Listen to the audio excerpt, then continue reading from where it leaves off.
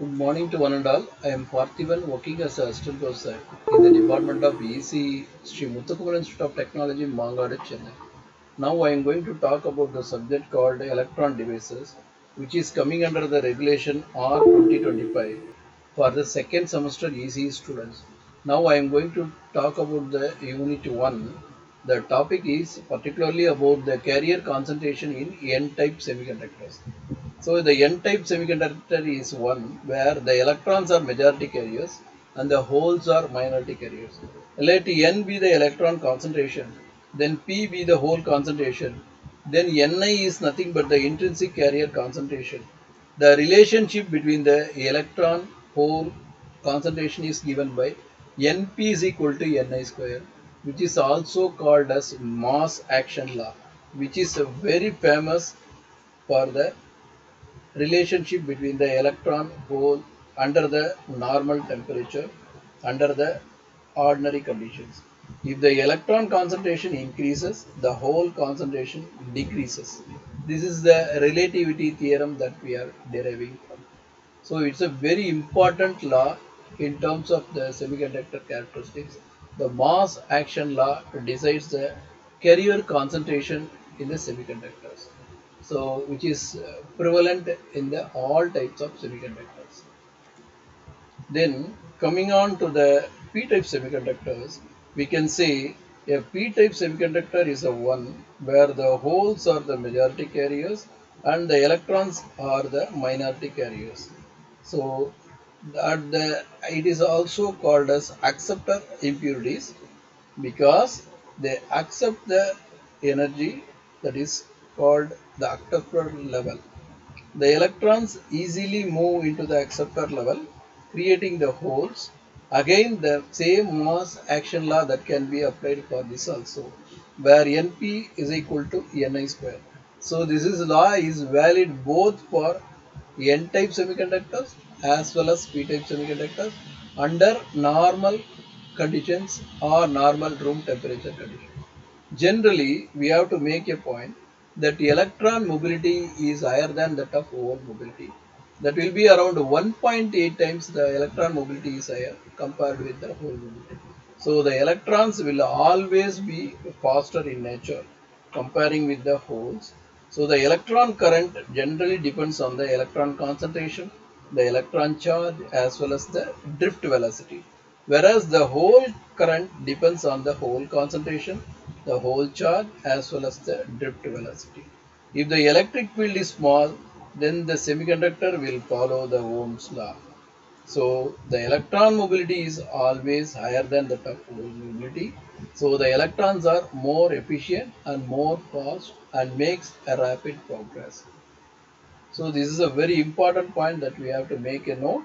So speaking of the conductivity of a semiconductor, which is given by the formula sigma, that is equal to E into Ne mu E plus Nh mu H, where sigma is represents the conductivity, E represents the electron charge, Ne represents the electron concentration, NH refers the holes concentration, mu E refers the electron mobility, mu H represents the hole mobility. So mobility is nothing but the moving ability, which is also defined as the drift velocity per unit electric field. So higher the mobility, higher the speed, faster the switching. So higher mobility means higher conductivity. So the electron mobility, as I already told you, will always be higher than that of hole mobility. Therefore, the electrons makes a faster movement, a faster switching. So in all electron devices, the electrons are most preferred one for fast switching. Coming on to the next topic, that is dopant compensation. So doping is nothing but the adding of impurities. Sometimes we may add donor impurities, sometimes we may add acceptor impurities. This is are prevalent in the semiconductor. So the compensated semiconductor is a one which is having a donor concentration is greater, that is Nd must be greater than Na, which is donor concentration is greater than that of acceptor concentration. Then we can say it is a N-type semiconductor. If the acceptor concentration is greater than that of donor compensation, then we can say it's a P-type semiconductor. charger presents are, we can say, negatively charged, that is electrons are prevalent, that is the ionized acceptor atoms are prevalent. When we can say it is a positive charges, it is having holes, or we can say ionized donor atoms. So the balance determines the net charge density. So dopant compensation is used to control the semiconductor properties, which is represented by means of the lateral row. The carrier drift. What is meant by drift? Drift is nothing but the movement, we can say, but it should be under the influence of electric field. It should happen. Then we will say it is a drift. The process of making the charged particles to move because of the applied electric field is called drift current. When the electric field is applied, the electrons move towards the positive terminal and the holes move toward the negative terminal.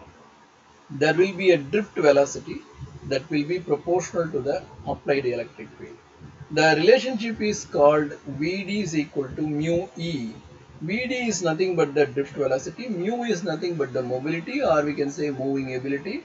So that will differ for holes as well as for electrons. Then the capital E represents the electric field. So the drift current depends on the carrier concentration, the mobility and electric field. The electron mobility is represented by mu n, and the hole mobility is represented by means of the lateral mu p.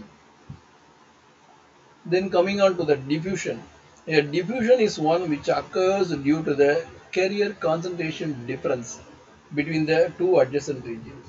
So naturally, the higher concentration region, there will be more electrons or more holes that will be prevalent. So that will move towards the low concentration region. So this is similar to the water making from the higher level to the lower level or bottom level. So this is a typical resemblance of water flow type technology. So the diffusion current is only due to the variation in concentration gradient that is naturally prevailing in the semiconductors. One region may have higher concentration, the other region may have a lower concentration. The energy flow will be naturally from the higher concentration to the lower concentration level. So Dn indicates the electron diffusion constant. dP indicates the hole diffusion constant. So diffusion plays a very important role in p-n junction equation. Now coming on to the equation that is called Einstein relationship. Here the Einstein relationship is nothing but the one which gives the relation between the drift current as well as the diffusion current, that is d by mu is equal to kt by q, where d is the diffusion constant, mu is the mobility, k is the Boltzmann constant, T is the temperature, Q is the charge of an electron. So at room temperature, typically the value of Kt by Q will be equal to 0.026 volts, or we can say 26 millivolts. This relationship is very important in the semiconductor physics.